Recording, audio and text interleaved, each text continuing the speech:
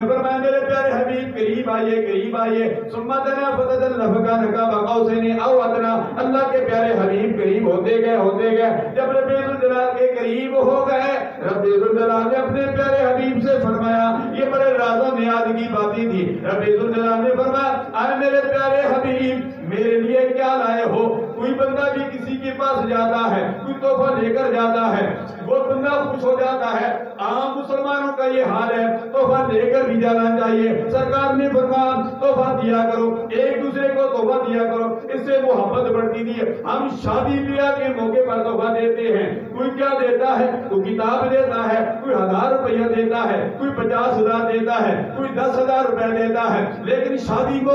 بیاہ کے موقع پر یہ رواج درست نہیں ہے یہ تو سود بن جاتا ہے جب کوئی یہ نیت کرے گا میں 1000 دوں گا کل یہ مجھے 2000 لوٹائے گا یہ سود بن جاتا ہے جامعہ مسجد خوشبو مدینہ میں آنے والوں شادی بیاہ پر جب بھی دیا کرو اللہ کی رضا کے لیے دیا کرو اس کے ساتھ تعاون کیا کرو میں نے دے دیا جو بھی دے دیا اللہ کی رضا کے لیے دے دیا واپسی کا خیال نہ کیا کرو واپسی کا خیال کرو کہ یہ سود بن جائے گا اللہ یہ نیت نہ کیا کرو اپنی نیتوں کو درست کیا کرو اللہ اپنی نیتوں کو درست کرو گے تو ثواب بھی ملے گا میں نے یہ ٹوپی پہنی ہوئی ہے آج امامہ شریف نہیں پہنا یہ ٹوپی حافظ محمد اسماعیل ہمارے جامعہ حقانیہ ظاہر علوم کے متعلم ہیں انہوں نے یہ حائش کیا ان کے والد گرامی سعودیہ سے آئے مجھے آ کے ٹوپی پیشکش کر دی پر میں حقانی صاحب یہ ٹوپی لے لو میں نے ٹوپی پہن لی میں نے کہا کہ یہ ٹوپی صرف پہننے کا فائدہ نہیں ہے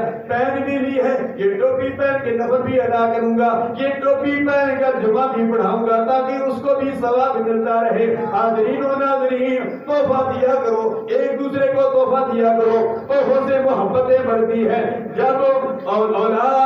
اپنی اولاد کے پاس جایا کرو کوئی فروٹ لے جایا کرو جب اپنی بیٹی کے پاس جایا کرو کوئی تحفہ لے جایا کرو جب کسی دوست کے پاس جایا کرو کوئی تحفہ لے جایا کرو جب کسی مریض کے پاس جایا کرو اسے فروٹ کی صورت میں یا نقدی کی صورت میں تحفہ پیش کر دیا کرو اللہ بھی خوش ہو جائے گا اللہ کے